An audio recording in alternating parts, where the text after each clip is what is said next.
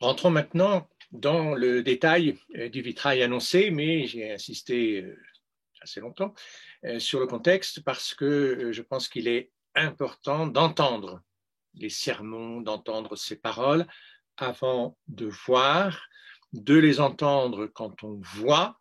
Là, peut-être un problème de mémoire. Il faut que ces différentes phrases soient mémorisées pour qu'elles résonnent à partir du moment où je me confronte à l'image, et peut-être aussi entendre pour voir et comprendre ces différentes images qui resteraient sinon muettes sans cet ensemencement d'une réflexion intellectuelle, en tout cas d'une réflexion qui a pris forme dans des écrits et dans des paroles. Il y a une accointance très forte entre l'écoute, la parole, et l'œil, la vision. Alors, le vitrail qui nous concerne, donc le vitrail 0, est un vitrail qui malheureusement a souffert de nombreuses restaurations ou de nombreuses manipulations, en particulier au moment de la Révolution, où 9 panneaux au moins ont été ôtés pour servir de réparation à d'autres verrières. Bon, je ne sais pas exactement quel était l'intérêt de démembrer la verrière principale pour des verrières latérales. Enfin bon, c'est ce qui a été fait. Heureusement, on a une description très précise du chanoine de Chartres, Alexandre Pintard, à la fin du XVIIIe, mais bon, Pintard n'est pas toujours absolument fiable parce qu'il ne reconnaît pas lui-même toutes les scènes.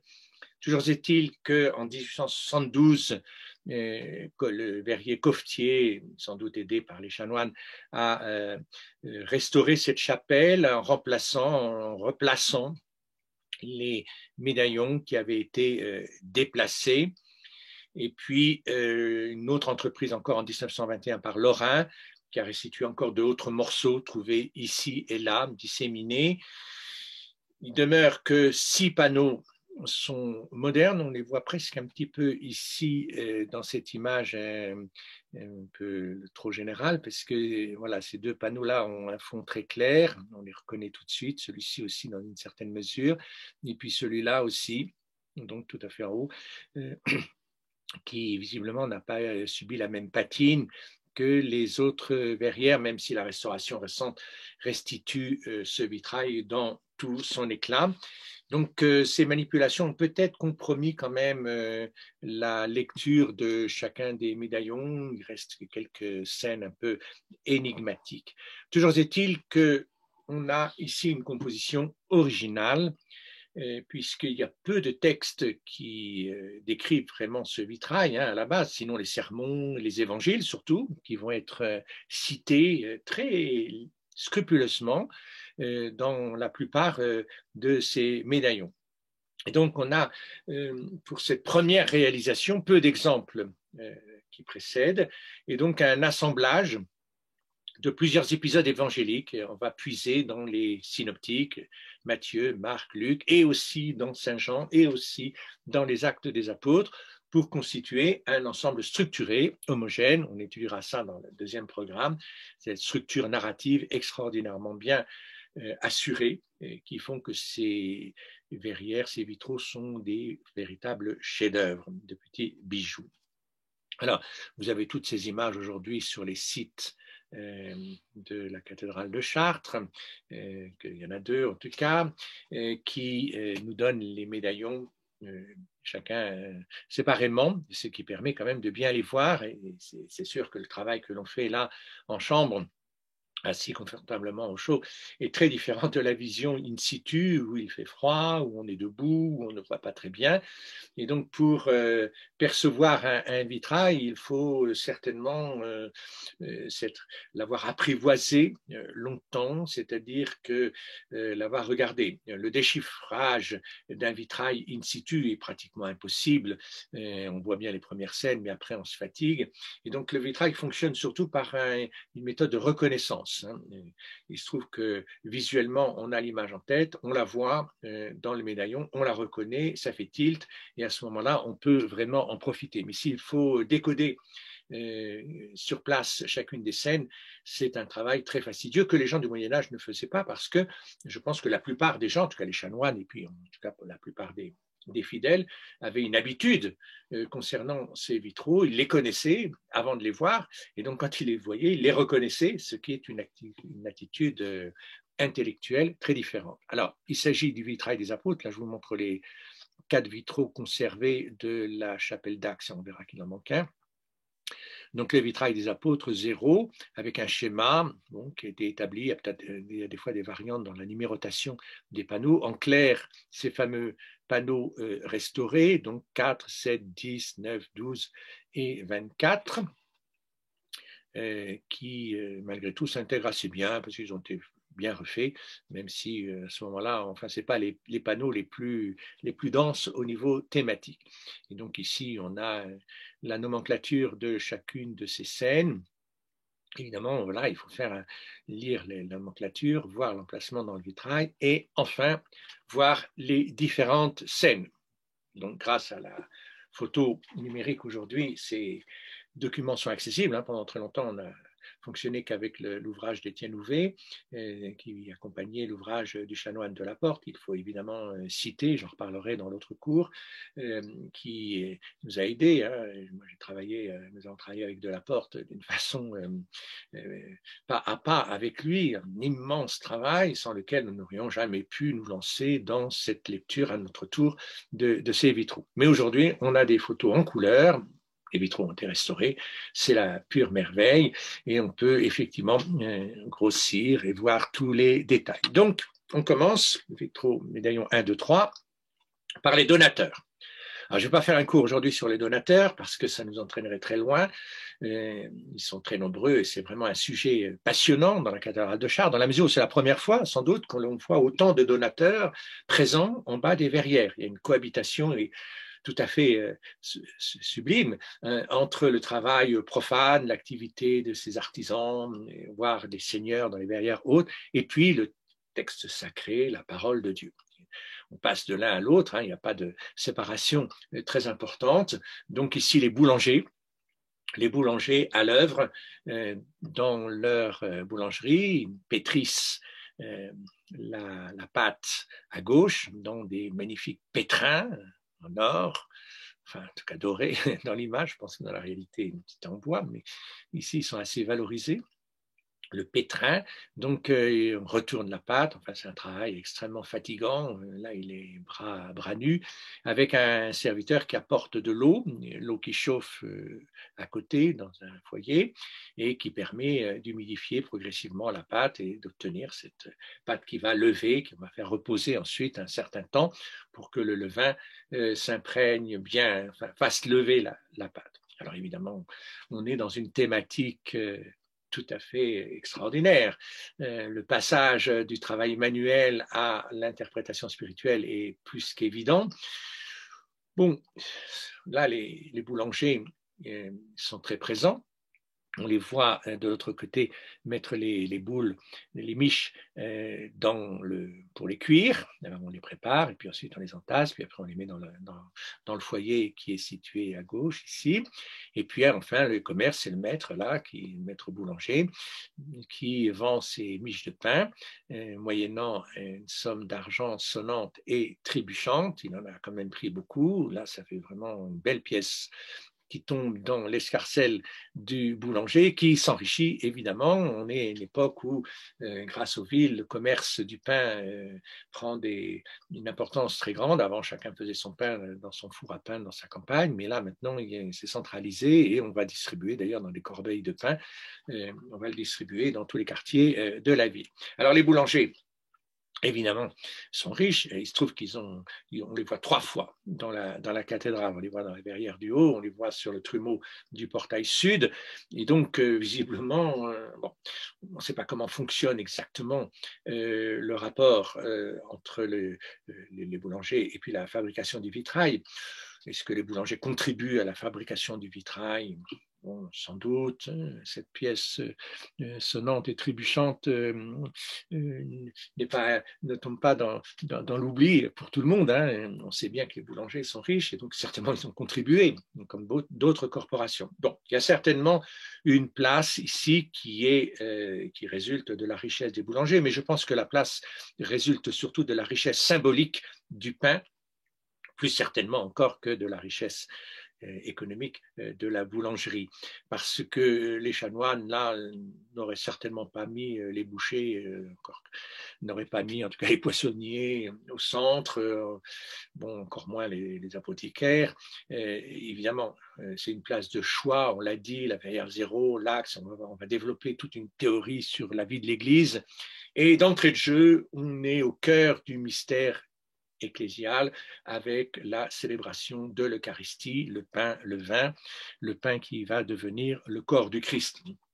Donc, la symbolique ici prend certainement le pas sur l'économie. À tel point d'ailleurs que à une époque, on a une restauration, je ne sais pas très bien quand, 14e, a inscrit les traits du visage du Christ dans la pâte en train de lever. C'est absolument extraordinaire, une très belle symbolique du pain qui devient le corps même du Christ.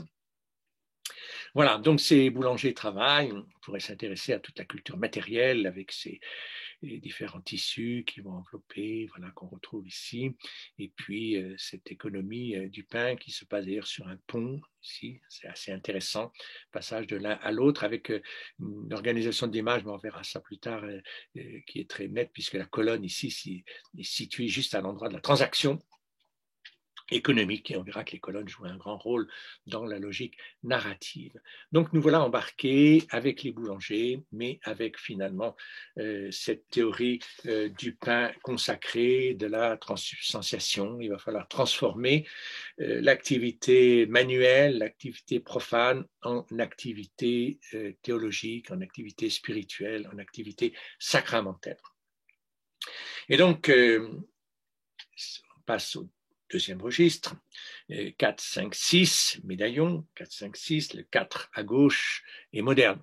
Bon, je pense que vous le voyez du premier coup d'œil, les couleurs sont plus acidulées, les traits beaucoup plus appuyés, n'ont pas cette subtilité dans la barbe que l'on retrouve ici de l'autre côté. Bon, c'est très difficile d'appliquer la grisaille, il y a un coup de main, il se débrouille très bien, l'artiste Coffetier ou Lorrain ici, je ne sais plus, mais le rendu est très bien. Ceci dit, ce n'est pas exactement la même finesse que le travail du 13e. Ceci dit, on apprécie quand même bien la place du médaillon, sinon on aurait sans doute soit un verre blanc, soit quelque chose qui ne serait pas du tout adapté. Et comme on a une description de Pintard, on sait que c'est le Christ, effectivement, qui est présent avec un disciple derrière lui. Et on assiste ici à la rencontre entre Jésus, le Christ, et Jean-Baptiste.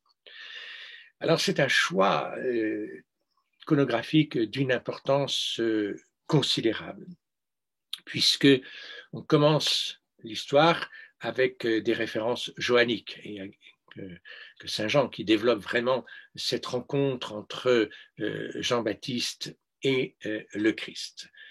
Historiquement, il semble que ça corresponde à un passage de relais. Les disciples du Baptiste sont présents avant le Christ, et l'Évangile nous raconte que de nombreux disciples de Jean-Baptiste vont devenir les disciples de Jésus.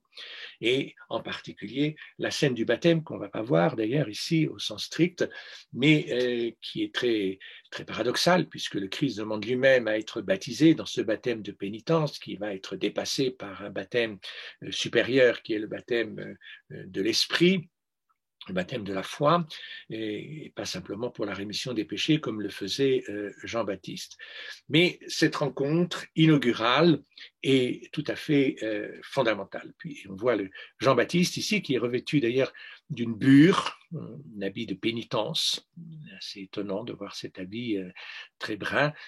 Bon, il était revêtu de poils de chameau dans la réalité peut-être, mais en tout cas ici, plutôt un habit de mendiant, un habit de pénitent très, très austère. Bon, il y a cette place rose, là, je ne sais pas exactement à quoi, si ce n'est pas une restauration. Et en tout cas, il tient un parchemin, Ecce Agnus Dei.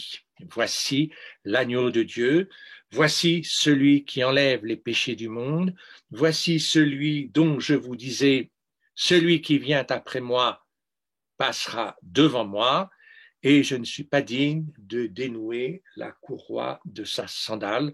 Voici le témoignage qu'a rendu Jean le Baptiste, chapitre 1 de Saint Jean, l'Évangile, au verset 29. Donc, une sorte de passage de main, passage de relais entre le dernier prophète de l'Ancien Testament et le premier témoin du Nouveau Testament. On sent ce passage aussi par un petit détail, le phylactère évidemment, rotulus ici est une formule d'écriture ancienne par rapport au livre, au codex, ici, qui est tenu, que chaque apôtre tient, que le Christ tient dans sa main. Un passage dans l'histoire de l'édition qui est tout à fait significative d'un temps ancien, le parchemin, le rotulus roulé, et puis le livre relié, donc le codex. Alors, il y a un langage des mains, bien sûr. L'index de Jean-Baptiste ici indique bien, désigne bien le Christ, et le Christ, avec sa main ouverte, atteste effectivement que le témoignage de Jean est véridique. Et le disciple qui est derrière lui atteste aussi, de même que les disciples de Jean attestent aussi que ce témoignage est vrai. Alors, l'agneau de Dieu, c'est une métaphore, évidemment, extraordinaire, très ancienne dans la Bible et surtout fondamentale dans la célébration de l'Eucharistie. On ne pense pas forcément ici à l'Eucharistie, mais il faut se remettre dans l'ambiance ici que l'Agnus Dei, c'est le chant avant la communion, un chant qui est très mis en valeur par cette triple répétition de l'agneau de Dieu, un chant qui normalement a lieu pendant la fraction du pain, donc le geste même du Christ au moment de la scène, juste avant la communion, mais cette fraction du pain, c'est le signe même de la reconnaissance du Christ, puisque vous me reconnaîtrez à la fraction du pain, et les pèlerins d'Emmaüs vont reconnaître le Christ à la fraction du pain. C'est la fraction du pain qui est le geste le plus important, finalement, de l'Eucharistie. Et donc, cet Agnus Dei suppose tout ce contexte, évoque tout ce contexte eucharistique. D'ailleurs, le pape Innocent III, j'en reviens à ce pape si important, dans son commentaire de la messe, mentionne le pape Serge Ier, à la fin du 7e siècle, début du 8e siècle, qui ordonne que l'Agnus Dei soit chanté par les clercs et les fidèles au moment de la fraction du pain. Il indique que l'agneau, alors Innocent III rappelle que l'Agnus Dei est chanté 3 fois, identique au latran, par exemple, on dit 3 fois Miserere Nobis, alors qu'ailleurs, il mentionne que la 3e fois, on dit Dona Nobis Pacem. Bon, donc il est très au courant des usages liturgiques qui sont en train de se réguler. Il admet cette variante d'une certaine manière. Alors, l'agneau de Dieu, c'est une histoire bien sûr évangélique, biblique. L'agneau, c'est l'enfant chéri. Bon, on verra Isaïe a longuement parlé de la bête que l'on conduit à l'abattoir, donc la brebis qui ne réagit pas, qui se laisse conduire. C'est la figure même du serviteur souffrant, c'est la figure de la douceur, c'est la figure du sacrifice par excellence. Et donc, le lien entre le sacrifice de l'Ancien Testament et le sacrifice du Nouveau Testament se fait sur cette figure de l'agneau de Dieu qui est conservée. Non sans mal, hein, parce que la crise iconoclaste est passée par là et a trouvé que cette image de Dieu sous la forme d'un agneau était vraiment tout à fait intolérable. Et donc, ces images de l'agneau ont été interdites, comme toutes les images animales de représentation de Dieu. Et d'ailleurs, toutes les images, d'une façon générale, ont été interdites pendant un bon moment, un siècle, 2 siècles. Et donc le pape Serge Ier arrive après cette crise iconoclaste et entend imposer l'Agnus Dei. Il est d'origine syrienne, ce thème lui est très familier, et donc malgré le concile de Quinisext 692, et qui avait interdit, encore une fois, le concile Trullo, qui avait encore une fois interdit ce genre d'image, eh bien, elle est placée là en très bonne place et elle s'impose donc du point de vue du sacrement de l'Eucharistie. Alors, bien sûr qu'on fait allusion au baptême, mais on ne va pas le voir directement. C'est le fait de focaliser complètement la rencontre entre le Christ et Jean-Baptiste sur ce thème de l'agnoustéie est encore plus forte. Bien sûr que le baptême va dire que celui-ci est mon fils bien-aimé, mais là, on a une liaison plus directe avec l'Eucharistie. Donc voilà, ici, détail des... Et ensuite, eh bien, le Christ s'en va et il emmène avec lui 2 disciples. Alors, il faut lire le chapitre 1, la suite du verset 35. Le lendemain, il est dit, Jean était encore là avec 2 de ses disciples.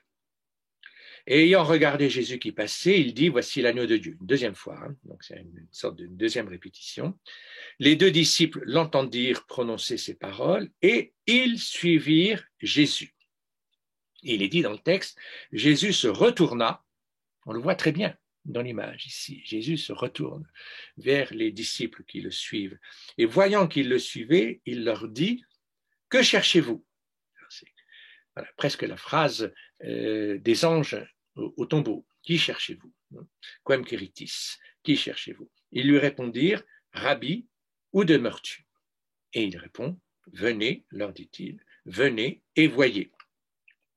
Voilà, donc justement ce thème de la vision, on va voir où le Christ demeure, qui est le Christ, qui est Dieu. Donc c'est très intéressant ici de voir cette dynamique des 3 médaillons hein, qu'on pourrait montrer ensemble d'une façon plus nette. Le Christ arrive, rencontre avec Jean-Baptiste, qui lui-même a ses disciples, mais les disciples finalement changent de maître et suivent maintenant le Christ. On reconnaît très très bien ici Pierre, avec ses traits traditionnels d'une chevelure abondante, plutôt frisée, et d'une barbe aussi assez abondante, une chevelure avec peut-être même une tonsure au-dessus de la tête ici. Donc, il se trouve que ces 2 disciples sont Pierre et André, du moins, dit-on, on dit que André était l'un des 2 qui avait entendu les paroles de Jésus.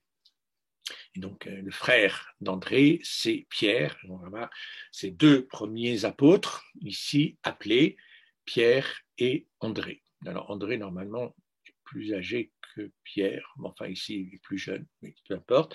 On n'a pas toujours des traits morphologiques très distinctifs. Hein. On en a quelques-uns, mais il ne faut pas s'attendre non plus à reconnaître chaque apôtre d'une façon systématique. La couleur varie, la barbe varie, mais pour Saint-Pierre, et pour Saint-Paul, on verra plus tard, pour Saint-Pierre, les traits sont constants. Donc, on passe au registre supérieur. Voilà, 7, 8, 9. Ils le suivirent et ils virent où il demeurait. Ils le suivirent, les 2 apôtres, à gauche, la main toujours en signe d'attestation. Il faut lire François Garnier, le langage de l'image au Moyen-Âge, qui a décodé absolument tous ces gestes d'une façon très précise et qui nous permet de comprendre que l'image est parlante. Hein, évidemment, l'image, il y a des paroles derrière. Donc là, on n'est pas encore à un doublage sonorisé, mais ce doublage, je l'ai dit tout à l'heure, se fait par la mémoire des textes, la mémoire de l'Évangile, la mémoire des commentaires patristiques, des commentaires des évêques. Donc tout le monde entend. Il faut évidemment savoir l'Évangile par cœur. Ils le suivirent et ils virent où il demeurait. Alors ces apôtres sont pieds nus, ça c'est un trait distinctif aussi, et ils ont un nimbe autour de la tête, une couleur variable, et des habits en général de dignitaires romains, pas du tout les habits de paysans galiléens, mais des habits, la tunique plus la toge, sur l'épaule, avec tout un drapé très savant qui caractérisait les habits romains qu'ils ont conservés dans la tradition iconographique pour désigner les apôtres. Mais les apôtres sont toujours pieds nus. pour ça que la parole de Jean-Baptiste tout à l'heure était peut-être un peu curieuse, puisqu'il n'était pas digne de dénouer la courroie de ses sandales, mais le Christ ne risquait pas d'avoir des sandales dans la mesure où il marche pieds nus. En tout cas, dans l'iconographie, il est toujours pieds nus. Alors, le deuxième médaillon est très, très intéressant, puisque le Christ montre où il demeure. Et alors là, surprise totale, voici que là où le Christ demeure, c'est une ville extraordinairement construite avec ses remparts, tous ses clochers, peut-être son château, ses églises, et surtout cette porte extraordinaire avec les deux vantaux aux pentures très riches, hein, très ouvragées, et porte en or qui ouvre sur ce fond rouge, un fond rouge extrêmement intrigant, extrêmement attractif, qui constitue un peu le foyer même de l'image. Alors, j'ai dit que c'est un peu surprenant parce que, évidemment, le Christ n'avait pas de maison, il n'avait pas de pierre, il n'avait même pas de pierre pour dormir, donc il n'a jamais rien construit, surtout pas des églises, et donc on voit mal de quelle maison il peut s'agir, sinon d'un sens mystique, évidemment, relié avec l'Apocalypse de Saint Jean, c'est la Jérusalem céleste qui est montrée ici, et donc le chemin que le Christ indique conduit à ce paradis, retrouver le paradis avec les portes ouvertes cette fois-ci, et non plus fermées, comme il est indiqué dans la Genèse, où l'archange ferme les portes sur les parents, sur Adam et Ève, qui sont expulsés.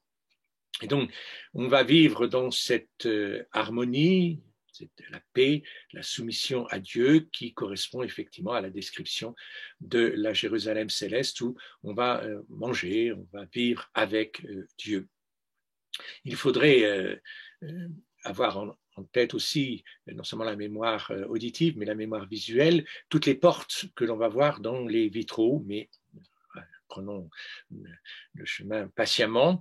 Et je pense là à la porte évidemment de la ville du Samaritain. Bon, mais il y en a plein d'autres que je ne vous montre pas tout de suite parce que ça nous égarerait un peu. Mais c'est pour dire que cette porte frappe énormément l'imaginaire, frappe la vision. Cette architecture est très, très développée. L'entrée à Jérusalem peut aussi être l'entrée dans le lieu de la passion. Il faudra suivre le Christ jusqu'à cette Jérusalem sur terre qui, avant d'être céleste, est le lieu du procès, de la crucifixion.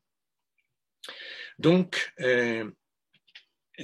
les apôtres suivent et André, le panneau 9, André, frère, je continue de lire Saint Jean, André, frère de Simon-Pierre, était l'un d'eux qui avait écouté Jean et suivi Jésus, et il va trouver, avant tout autre, son propre frère et lui dit, nous avons trouvé le Messie, c'est donc verset 40-41 du chapitre 1,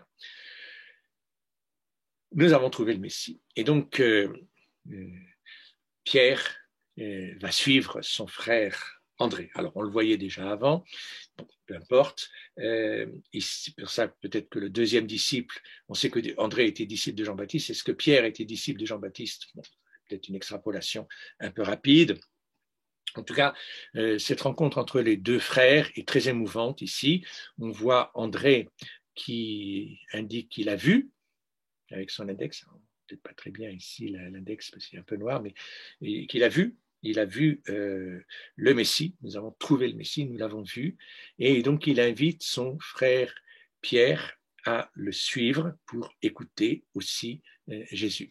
Alors, l'image restitue évidemment la hiérarchie entre les deux frères d'une façon un peu différente de celle du frère aîné par rapport au frère cadet, parce que visiblement Pierre ici a une position plutôt dominante, il est plus grand, il est plus d'autorité sans doute, par son attitude plus réfléchie, il est donc un peu supérieur à André. L'histoire, évidemment, va confirmer que Pierre va prendre la première place et que André n'aura finalement qu'une deuxième place, ce qui, à l'époque, était quand même très sensible, à l'époque du Moyen-Âge, parce que si Pierre est le fondateur de des papes, de l'autorité de l'évêque de Rome, de la primauté de l'évêque de Rome, du fait de son martyre à Rome, il se trouve qu'André est le saint patron de Constantinople et qu'il assure, lui, l'autorité du patriarche de Constantinople, qui est évidemment second par rapport au celui de Rome. Néanmoins, deux frères.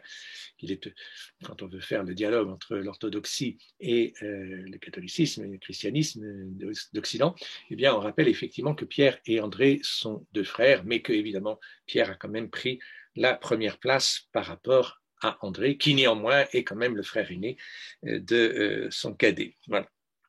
Mais ici, visiblement, le vitrail est romain et entend déjà fonder l'autorité du pape de Rome en valorisant évidemment Saint-Pierre, bien reconnaissable ici avec sa couronne de cheveux. Il a une tonsure, il a une très belle couronne de cheveux. Les cheveux ont été taillés pour dégager le crâne. C'est un peu la coupe des moines, c'est la coupe des religieux et par excellence. Et puis sa barbe, voilà. Mais il tient un livre et son attitude est quand même beaucoup plus réservée que celle d'André, qui est plus explicite. Alors, c'est un panneau qui est moderne, qui a été refait grâce à la description de Pintard. On peut estimer quand même que ce panneau est fidèle. Donc, continue. Alors voilà la reconstitution de ce premier ensemble. C'est toujours très compliqué de voir les vitraux parce qu'il faut voir panneau par panneau et en même temps situer chaque panneau dans l'ensemble. Alors c'est difficile. Quand je vous ai montré le panneau 7, le panneau 8, le panneau 6, le panneau 5, où se trouve-t-il dans la verrière? Il faudra avoir le schéma que je pourrais vous mettre d'ailleurs peut-être à côté en permanence pour qu'on situe toujours le panneau dans sa composition. Et les interactions d'un panneau à l'autre sont très importantes. Donc on voit bien ici l'intérêt des trois médaillons pour la coopération des boulangers. On voit bien ici ce que je vous ai montré, mais comme les trois sont ensemble, on voit peut-être mieux l'arrivée du Christ, Jean-Baptiste, et le départ du Christ qui se retournent pour voir les deux apôtres qui le suivent. Et puis ensuite, les deux qui suivent Jésus pour savoir où il demeure, et ensuite André qui appelle Pierre à les rejoindre. Sont-ils deux, sont-ils trois, sont-ils plusieurs déjà? Le groupe apostolique est en train de se constituer. Alors on insiste évidemment beaucoup sur l'appel, sur la vocation qui consiste à suivre Jésus. C'est une relation personnelle à Jésus qui s'instaure donc et qui fonde finalement l'histoire de l'Église. Alors ce panneau 10 moderne, difficile à interpréter. Il se trouve que les deux personnages ont bien les pieds nus, non, mais ne sont pas nimbés. Bon. Alors, c'est un peu embêtant. Ils n'ont pas de livre non plus. Donc, je ne pense pas que ce soit des apôtres, de fait. Et puis, le vêtement ici n'est pas tenu d'une façon aussi noble quand même que la manière dont les apôtres tiennent leurs vêtements. Bon, de qui s'agit-il? De futurs apôtres, des témoins de l'appel des apôtres? Un peu difficile à interpréter. Toujours est-il qu'ils sont en grande discussion, et ça c'est très important. Ils se communiquent une nouvelle, c'est le principe même de l'évangile, la communication d'une nouvelle, d'une parole qui passe d'un homme à un autre homme, aux femmes aussi. Tout le monde est convoqué à la suite du Christ. Et donc, il s'agit de se communiquer cette parole, et cette communication de la parole, eh bien, c'est le début de la communauté, c'est le début de l'ecclésia. L'ecclésia, c'est l'assemblée. L'assemblée, justement, l'origine du mot ecclésia, c'est l'assemblée qui répond à un appel. Les appelés ecclésia, ceux qui sont appelés à vivre ensemble. Donc tout est basé sur cette parole échangée. Et là, on le voit bien, même s'il ne s'agit pas au sens strict d'apôtre. Ensuite, médaillon 11 et 12, on insiste sur l'appel de Philippe. C'est très important. Voilà que André, on n'a pas dit son nom. Pierre, on n'a pas dit son nom non plus, on le connaissait évidemment, tout le monde sait que c'est André qui a appelé Pierre. Et là, bon, peut-être plus difficile maintenant de savoir de quel apôtre on parle, toujours est-il qu'il y a un titulus, Sanctus Philippus, S avec l'abréviation Philippus, Saint Philippe. Alors, c'est un très bel appel dont il est question effectivement dans l'évangile de Jean. Le lendemain, Jésus résolut de gagner la Galilée. Il trouve Philippe dans le texte et lui dit « Suis-moi ». On sait dans le verset suivant que André, Pierre et Philippe aussi sont de la ville de Bethsaïda. Donc, cousins, ils se connaissent bien, ils ont été à l'école ensemble. Et donc, voilà qu'on insiste sur l'appel de Philippe. Alors, toujours ce magnifique position du Christ qui avance, hein. Quoi qu'il arrive, il avance, il se retourne quand même, encore une fois, pour dire à celui qui est derrière, ben, viens, suis-moi. Mais la dynamique ici suppose qu'on aille de l'avant et qu'on ne va pas rester sur place. Donc Philippe est bien imbé, pieds nus, livre à la main, c'est bien un apôtre, plus l'inscription. Et le geste du Christ est un peu le même que celui du médaillon précédent, de se retourner pour inviter à la marche, pour inviter à aller plus loin. Alors j'insiste beaucoup sur il faut mémoriser ce médaillon qui met en scène Philippe. On va le voir une deuxième fois dans le vitrail, c'est beaucoup pour un apôtre. Et on se posera plus tard la question de savoir pourquoi il n'y a pas un vitrail plus développé sur Saint Philippe, qui est mis à l'honneur ici. Alors le panneau 12 est un panneau moderne, malheureusement. Alors là, en 1872, Coffetier, 2 disciples assistent à l'appel de Philippe. C'est un peu faible comme thématique. Bon, sans doute un problème d'interprétation. On voit bien les vitraux néo-gothiques qui commencent un peu à se développer, qui se développent beaucoup à cette époque-là, qui font un peu de la redondance. Quel est l'intérêt d'avoir ces témoins dont il n'est pas question dans le texte? Bon, après tout, pourquoi pas, mais on aurait aimé sans doute un thème un peu plus dense. Alors, on continue et donc on arrive au registre des médaillons 13, 14 et 15.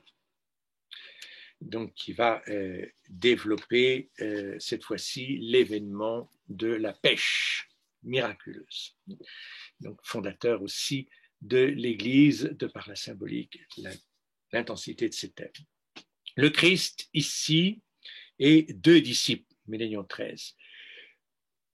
Alors, ce qui est très intéressant, c'est que le geste de cet apôtre, est-il Saint-Pierre? Bon, ça peut-être un peu, je ne pense pas, parce qu'il n'a pas la tonsure quand même ce coup-ci, mais enfin, cet apôtre indique très nettement la scène suivante, c'est-à-dire que pour moi, ce médaillon est lié à la scène. Le geste de l'apôtre indique nettement l'invitation à aller dans la barque. Donc en fait, c'est le chapitre 5 de Saint Luc, verset 1-11, Jésus enseigne la main ouverte, il écoute aussi l'invitation de l'apôtre. En fait, c'est Jésus qui demande à monter dans la barque. Il vit au bord du lac, Jésus vit au bord du lac 2 barques, d'où les pêcheurs étaient descendus pour laver leurs filets. Et donc, il va monter dans l'une de ces barques qui était à Simon. Bon, à Simon qui va devenir Pierre.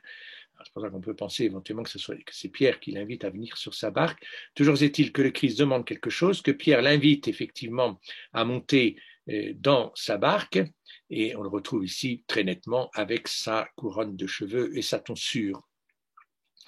Alors, c'est intéressant, le Christ demande à monter dans une barque. C'est peut-être un événement tout à fait conjoncturel, c'est peut-être un événement symbolique. Évidemment, il demande à monter dans une barque parce que de cette barque, il va prêcher. Il est dit, il monta dans l'une de ces barques, il y en avait 2, alors on montre bien les 2 barques ici, et celle-là était à Simon, et l'autre, en fait, est au fils de Zébédée, Jacques et Jean, 2 frères, et ici 2 autres frères, sans doute Pierre et André, qui sont sur leur barque et qui travaillent avec autre fratrie, des cousins, ou en tout cas très proches. Il le pria de s'éloigner un peu de la terre, puis il s'assit et de la barque, il enseignait la foule. Alors, on ne voit pas ici qu'il enseigne la foule parce que l'image va synthétiser complètement l'épisode en montrant l'issue de cette pêche. Parce que se passe-t-il? En fait, lorsqu'il eut cessé de parler dans l'Évangile, il dit à Simon, avance en eau profonde et jette tes filets pour pêcher. Avance en eau profonde. La phrase est très importante. Simon lui répondit, Maître, nous avons travaillé toute la nuit sans rien prendre, mais sur ta parole, je jetterai le filet. L'ayant jeté, ils prirent une grande quantité de poissons. Ah, voilà tous ces poissons. 1, 2, 3, 1, 2, 3. Et ils passent le message à l'autre barque. C'est le moment de pêcher. Et ils pêchent aussi plein de poissons. Et d'ailleurs, c'est très beau de voir les deux filets ici, les deux barques, se rejoindre. Presque, s'il n'y avait pas eu la bordure, on aurait pu voir combien ces filets étaient jetés à un endroit particulièrement fécond.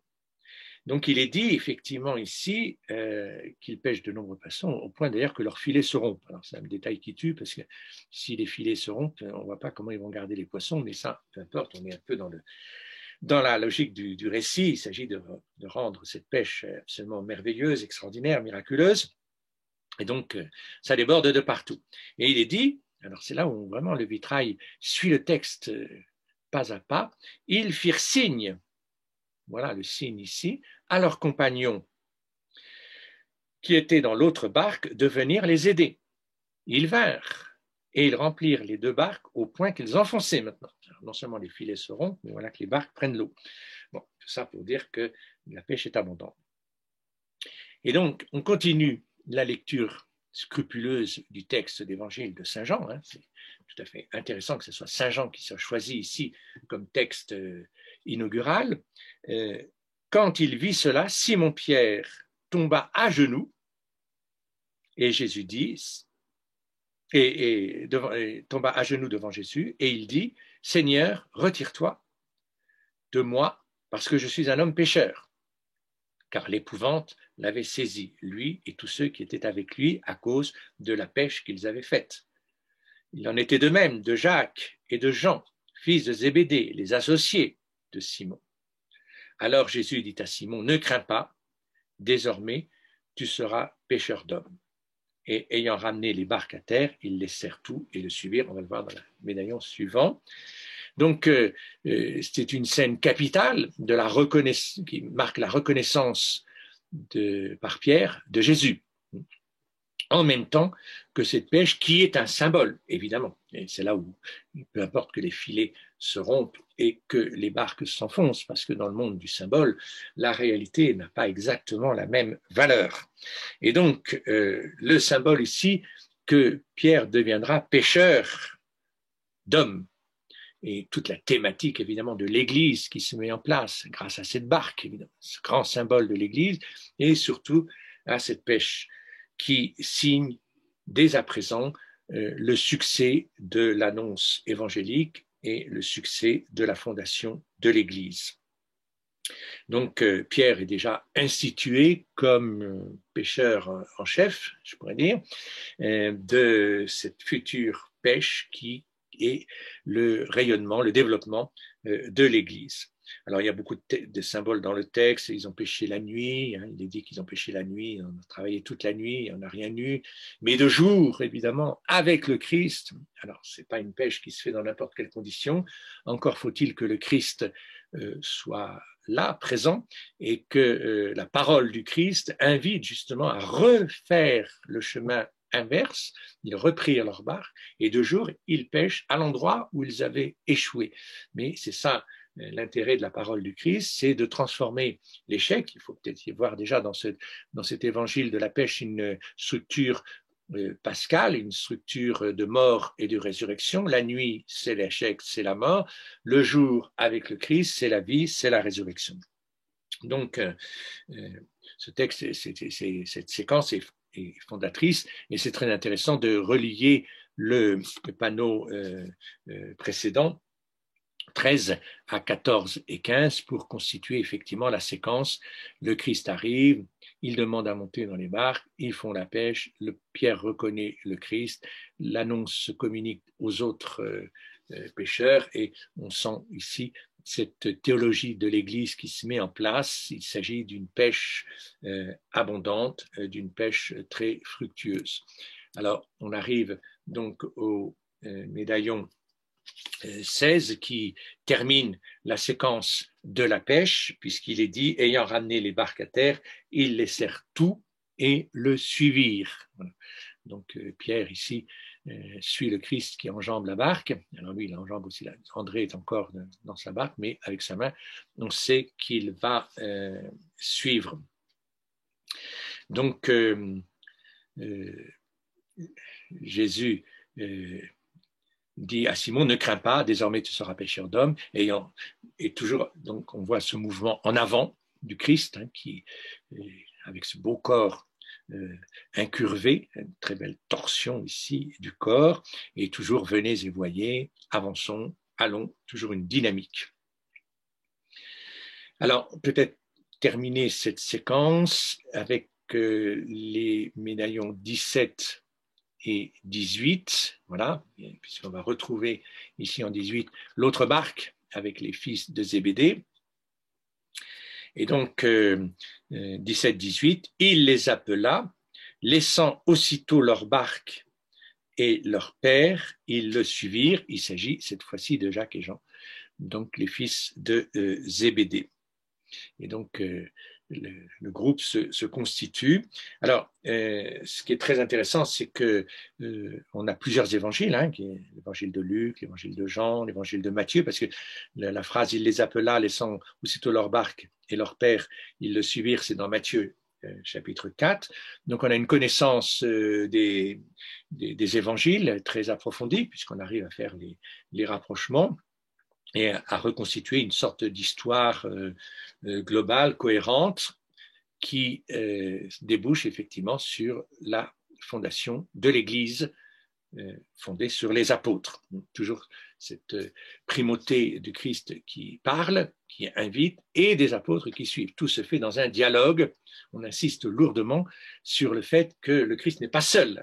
C'est pas le Christ de majesté qui règne au-dessus de tout le monde et qui a besoin de personne, somme toute, comme Dieu unique, Dieu transcendant. Non, c'est un Christ incarné, un Christ présent qui a besoin des hommes, qui parle aux hommes, qui les invite, qui leur montre ce qu'ils vont faire, ce qu'ils doivent faire, et ces hommes, précisément, le suivent. Donc, on verra la suite de l'histoire dans une séquence suivante. Je pense que c'est quand même intéressant de prendre le temps de regarder ces images. Mon boulot, c'est de faire durer la vision des images. Voilà, parce que sinon, dans la réalité, on va trop vite.